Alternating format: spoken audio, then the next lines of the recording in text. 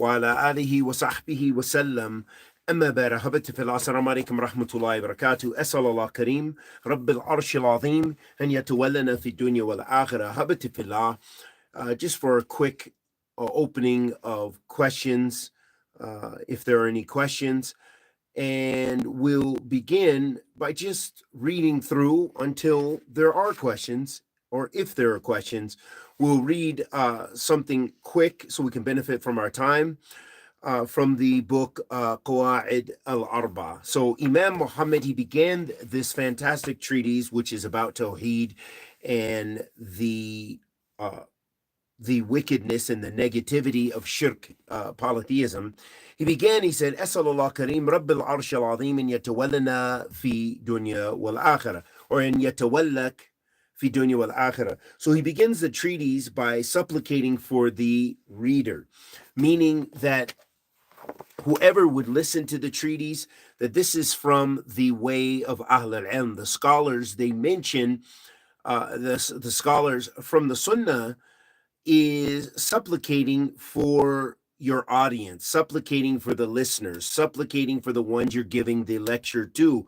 And this is a way of strengthening the hearts and bringing attention to the matter that you are calling attention to. So he says, As'alullah Kareem, Rabbil Arsh al-Azim, and yatawallaka fi dunya wal akhirah. You know, he's supplicating for the readers that they would benefit and be protected by Allah subhanahu wa ta'ala in both lives. And he says, وَإِن يَجْعَلَكَ مُبَارَكًا أَيْنَمَا كُنْتَ, and to make you blessed wherever you are. What a beautiful shamil dua that you could supplicate for someone. And he says, وَأَن يَجْعَلَكَ مِمَّنْ إِذَا أُتِيَ شَكَرٍ. And also that Allah makes you from those people who, when they're given something, they're thankful, they become grateful.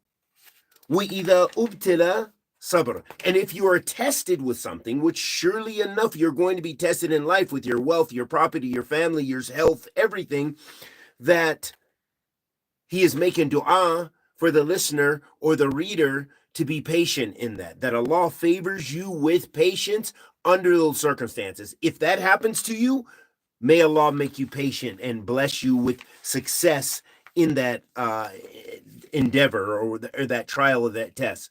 And if you commit a sin, that Allah blesses you to make istighfar, that he blesses you to actually make seek forgiveness from him subhanahu wa ta'ala. فإن هؤلاء ثلاث عنوان السعادة. He says, because verily those three people, you know, the people who are, when they're given, they're grateful.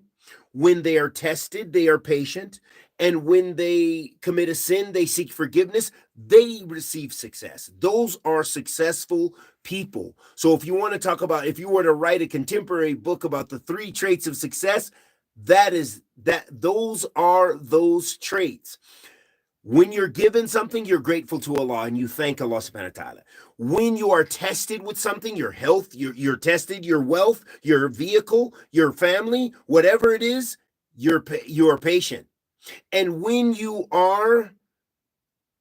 commit a sin, you seek istighfar, because that is the way of success. And when we think about so many people, especially the people, you know, when we think of oppressive tyrants, without getting into too much politics, but we thinking about evil devils that are leaders in leadership positions and so forth. I'm talking about non-Muslims here, that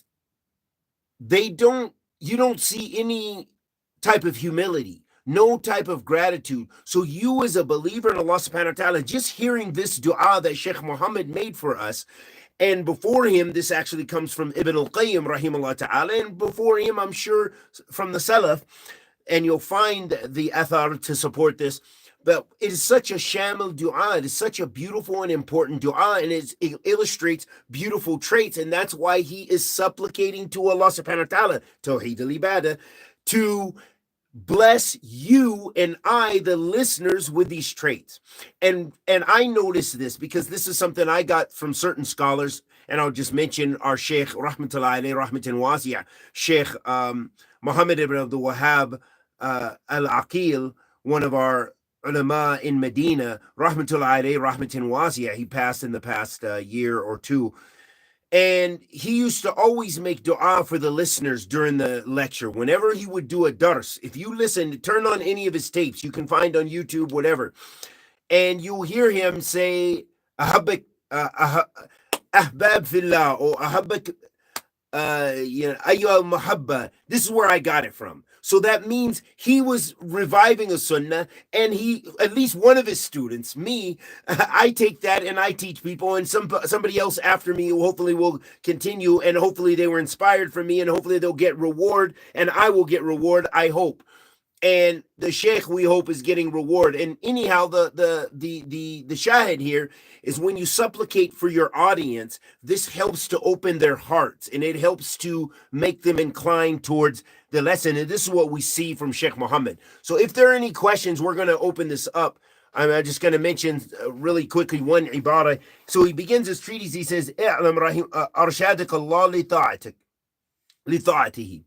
He says, "I'lam," he says, and know, and may Allah, again, it's still du'as, and may Allah guide you to obedience to him. Subhanallah. When you think about the beauty of Islam, on how you're asking Allah to help you be a better Muslim, to help you worship him alone. It's not that you're just asking Allah for something, but you're asking Allah, oh Allah, help me to worship you better. Help me to pray better. Allahumma inni as'aluka. I mean, you're always asking Allah subhanahu wa ta'ala, Allahumma inni as'aluka huda wa tuqa wal afaf al ghina. Oh Allah, help me to have a taqwa and guidance and self-sufficiency and all these beautiful traits. And you are always asking Allah subhanahu wa ta'ala, Rabbana, oh Allah, I can't think of the dua right now, but oh Allah, which means, oh Allah, help me to remember you and have husna ibadatika, and to perfect my worship of you. Okay, so here the supplicant, or the one supplicating, is supplicating to Allah subhanahu wa ta'ala alone. This is tawheed. And he's begging and imploring Allah subhanahu wa ta'ala to assist him, to help him remember him. Allahumma inni as'aluk, what is it? Ala dhikrika wa shukrika wa husni ibadatika. How does it begin? Allahumma inni as'aluka.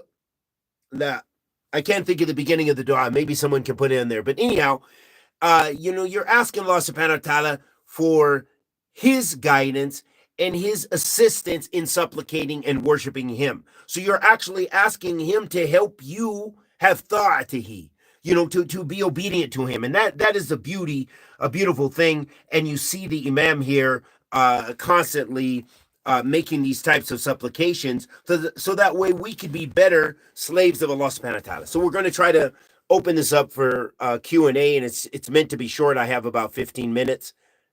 I just hid the chat by accident. Let's see if we can do that. I'm not the most tech savvy person, but we're getting better.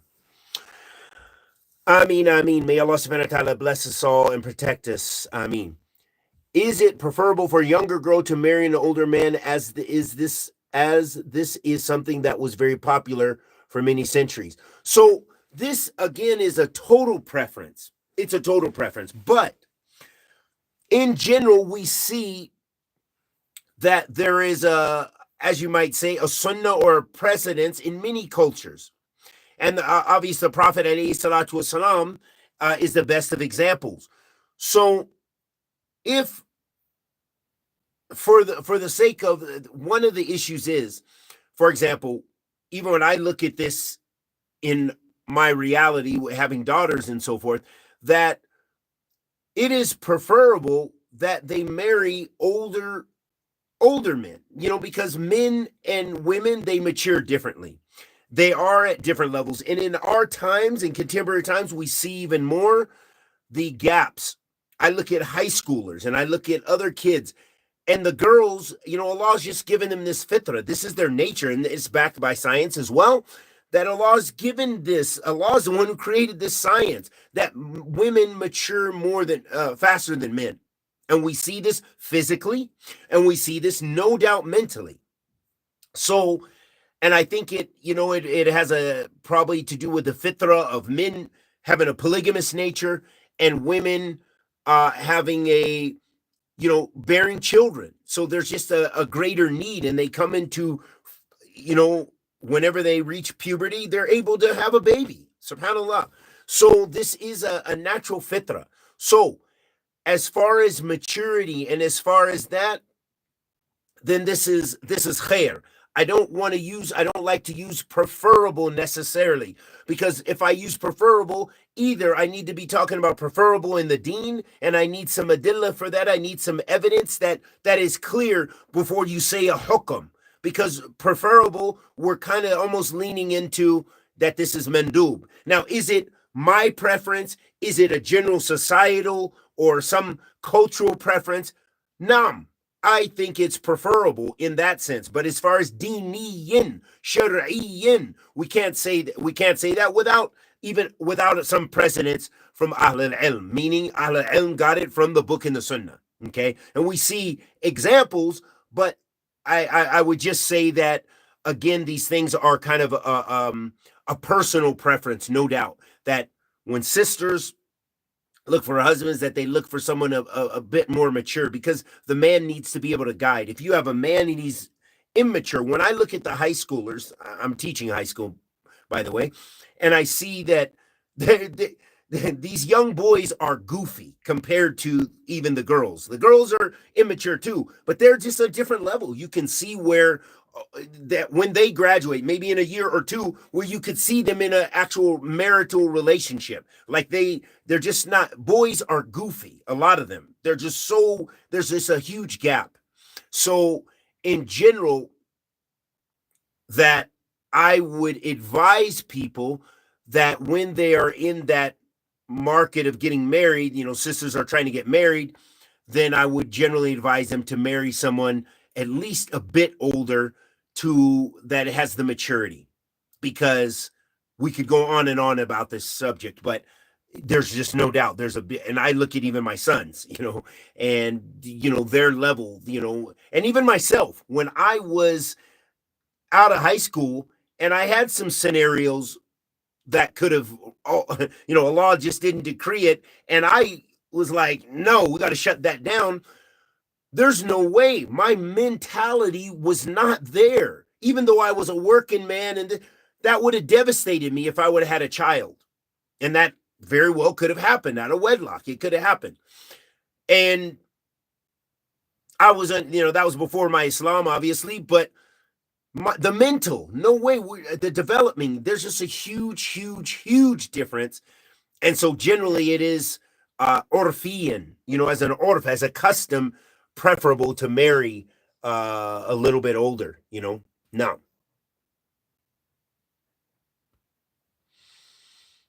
marry older men is very popular for many centuries. SubhanAllah. Is leaving balloons or stuffed animals, flowers, etc. at site of someone's death, for example, site of a car accident on the side of the road, something permissible? That's very interesting that you asked that. I'm living in New Mexico now.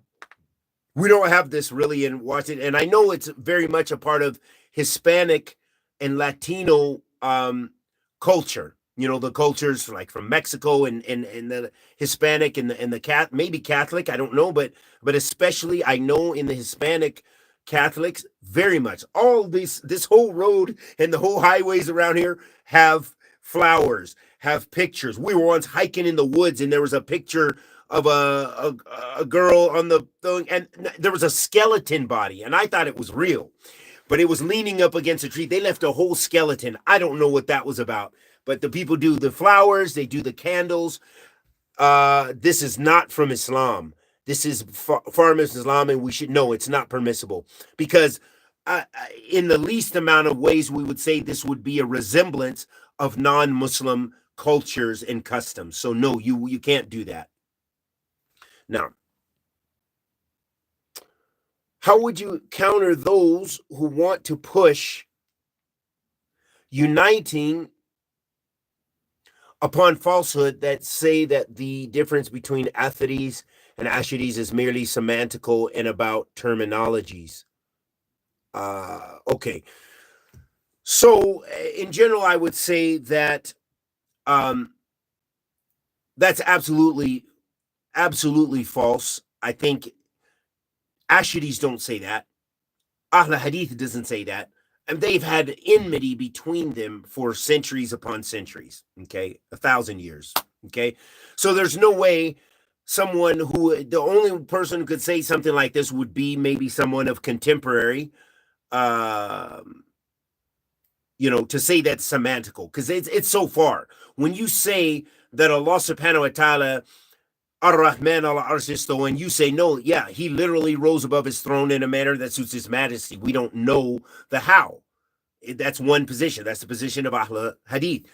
And to be on another position and to say, no, Allah, yeah, he rose above the throne, but he didn't rise above the throne. He istola ala arsh. Okay, he took it by force or by power, or however you want to translate that. This is not semantical. This is huge, and the implications are huge for your aqidah of who Allah subhanahu wa ta'ala is. Okay, so that's what I would say first to someone like that. And I would say that Islam encourages us, and it is an obligation for us to unite. But it is mushtarat. There's a condition. So Allah subhanahu wa ta'ala says, fi kitabil mubin, وَاعْتَسِمُوا بِحَبْلِ اللَّهِ جَمِيعًا وَلَا تَفَرَّقُوا. Hold on, all of you steadfast to the rope of Allah and do not divide. So that means we have to unite, but we unite based on the hablillah. And that means we have the correct and the same understanding of the rope of Allah, which in the asl is the Quran. And some say it is the Quran and Sunnah. And it's Islam, which is the Quran and Sunnah. So those different tafsir explaining from the Mufassirin don't contradict one another. So you have to cling to the Jama'ah. You have to cling to Islam, Kitab wa Sunnah. That means your understanding of Kitab wa Sunnah. Okay? So if someone says it's okay to supplicate to the grave, you can't, how are you going to unite? This one says, no, that's shirk. He says that this is the greatest sin and the biggest mukhalifa, or the biggest contradiction from the Quran and the Sunnah, and to correct the Aqidah. And this one says, no, this is actually Tawheed if I go to the grave and supplicate to Abdul Qadir Jailani or someone, because he's going to bring my dua closer to Allah. So they have a whole different definition in Tawheed. So how can you say that that's merely a semantical difference or a semantical argumentation? La, abadan. Their differences, there's substance. There's great substance in the differences with the many sects in the ummah. So that is quite problematic, although there are those who made mistakes and who said, who generally had the aqid of Ahl Hadith, or they have the aqid of Ahl Hadith, but they made a mistake and said, Asharis are from Ahl Sunnah. And we have some contemporary scholars who believe that, who had fatwa like that, which is mistaken. And this is a mistake they made. May Allah have mercy upon them. But those differences are huge. And that's why you'll even find so many Asharis, if you go into their books and you see what their ulama say, especially their major scholars, they make takfir of some of them make takfir of Ahl Hadith and anyone who has the aqid of Ahl Hadith. So you see that that these are substantial differences now, so that the unity there, as far as doing dawah together, in general, is not permissible, and Allah subhanahu wa ta'ala knows best now, because they'll be calling to two different things. Is driving down the street to look at Christmas lights permissible? I mean, you don't want to be openly active at supporting, or, I mean, yeah, you see some pretty lights and you go to the you see the thing. Allah knows best. It's better to, I mean, you're going to be driving down the street, you're going to see the lights, but to intentionally do that, no, you should not do that. And Allah knows best.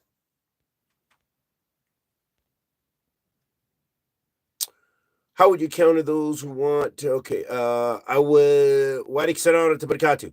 I brought the doubt that one should not say concerning Allah being and that be that he above his throne. The Salaf never used this terminology. How can I reply? I would reply by not replying. I would say I would not get into that. Don't even get. Why are you into those? Those are intricate, in-depth arguments. Okay. You will find basically when you have a lot of some of these terminologies, and when you say some of these things, be that he and things like this, or then when they start talking about makan or bila makan, these are latter day arguments. But guess what? Ahl Sunnah had to address those issues. So throughout history, you had the people of bid'ah and desires, especially Ahl Kalam, speaking about Allah subhanahu wa ta'ala in ways that they had no right to speak about, or negating. For example, contemporary Asharis, all the time I get people commenting saying these things. Why do you say he's in a makan? If you say he is still ala arsh, he's in a makan. I say what Allah said. How can you need to argue with Allah if you got a problem. You argue with your Lord and see how far that gets you. وَإِيَاذٍ بِاللَّهِ وَإِيَّاكُمْ مِنْ ذَلِكَ. So the whole point is Ahl Sunnah had to begin to use some of the terminologies of Ahl Bid'ah to refute their Bid'ah. So if they start talking about a makan, which the Salaf didn't talk about makan, then that began to be a part of the discourse and part of the mustalahat of Ahl Hadith as well, to say, no, we don't even talk about makan. We just say, huwa ala arsh istawa. He rose above his throne. Okay, so we don't negate makan and we don't affirm makan, because those things, but we say what Allah subhanahu wa ta'ala says. Ar-Rahman ala arsh istawa. And we also say, as the Prophet ﷺ said, يَنْزِلُ رَبُّنَا تَبَارَكَ وَتَعَالَى كُلُّ ثُلُثَ اللَّيْلِ الْآخِرِ فَيَقُولُ, that Allah subhanahu wa ta'ala, he nazala, يَنْزِلُ رَبُّنَا. That's exactly what the Prophet ﷺ said about Allah. So guess what? If we're going to follow the sunnah of the Prophet ﷺ, then we say, يَنْزِلُ رَبُّنَا تَبَارَكَ يَنْزِلُ رَبُّنَا تبارك وتعالى كل ثلث الليل الآخر إلى السماء الدنيا فيقول. Then we say the same thing, that Allah descends, and he descends in a manner that suits his majesty. And yes, even this suits his majesty was a little bit later, but you'll find this in the early scholars saying in a manner in a manner that suits his majesty. I don't know how we translate that in Arabic, but ala kulli hal, don't debate.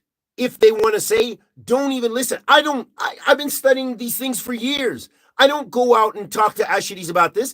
I know many Asharis from my city and Maturidis from my masjid. We never even talk about anything about Aqidah.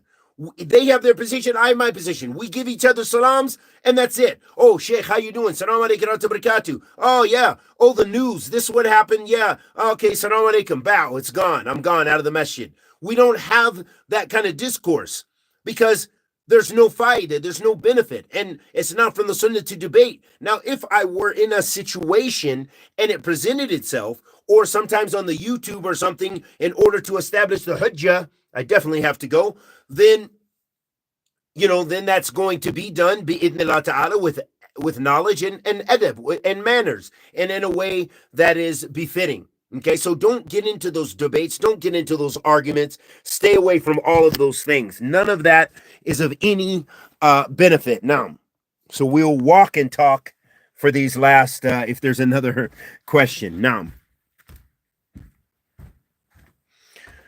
may Allah help us and forgive us and guide us. May Allah preserve you as well. I hope to come to Zanzibar again.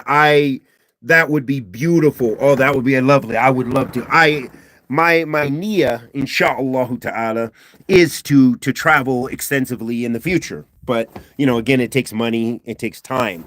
So hopefully one day I'll be able to retire and be able to have that luxury or something similar. But I definitely want to go back. I love Tanzania. It was a beautiful experience. I want to go to Dar es Salaam and hang out there and go on a safari. I have to go on a safari. That's essential for me in my lifetime, if not multiple. Oh. And we ask Allah subhanahu wa ta'ala, the Almighty, to accept our good and forgive our evil. وصلى الله وسلم على نبينا Muhammad وعلى آله وصحبه وسلم. Yes, the jinn will be judged too. They have a free will as well. There are Muslim jinn and there are non-Muslim jinn. Naam. Assalamu alaikum wa rahmatullahi wa barakatuh.